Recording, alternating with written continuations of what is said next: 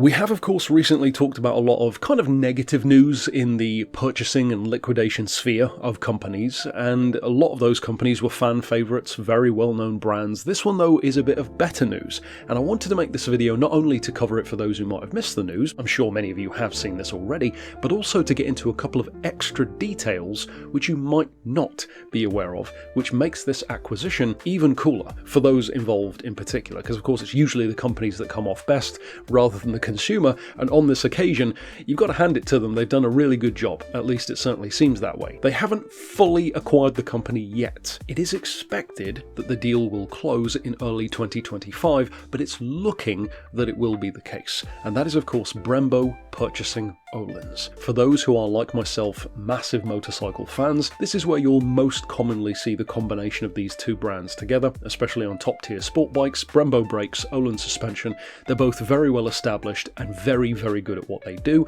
and this news is of Brembo purchasing Öhlins. That is a 100% stake in the company, so total ownership, not just like a 51% share kind of scenario, full complete ownership for $405 million, which, as you might assume, is the biggest purchase Brembo has ever made, so they're certainly confident about this. The bit of extra stuff that I wanted to get into, though, is actually that they haven't purchased Öhlins on just their own merit. They've purchased Öhlins from a company who already own them called Tenneco. Now, they're based in Illinois, and they've only had Öhlins since 2018. The reason why I wanted to bring this into the story is because these guys are the ones who are really laughing, because back in 2018, at least from what I could find, they purchased Öhlins for $160 million.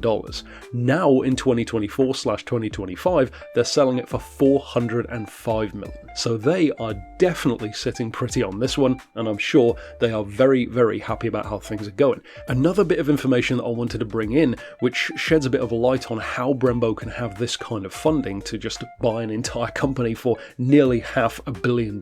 Interestingly, and I actually wasn't aware of this, they owned over a 5% stake in Pirelli tyres, and that 5% stake is actually 5.6%. They sold earlier this month, perhaps unconnected, perhaps planned, involving in funding this purchase. That 5.6% stake, though, was sold for $315 million, which of course gives you an insight into not only how they got much of this funding secured much more safely, but also how much Pirelli is worth. That's crazy amounts of money just for 5% of the company. So ultimately I wanted to just shed a few more bits of information here for those who maybe wanted to know more about the situation, and especially for those who hadn't seen anything about it at all. Like I said, it won't be fully finalised until early 2025, but it's pretty exciting for the companies involved. The one caveat, which I do want to put in the video, is that although I don't think we necessarily need to worry about this too much for now, because both of these brands are long established, they do seem genuinely committed as well to doing a good job of their product, not just milking the customer for everything they've got.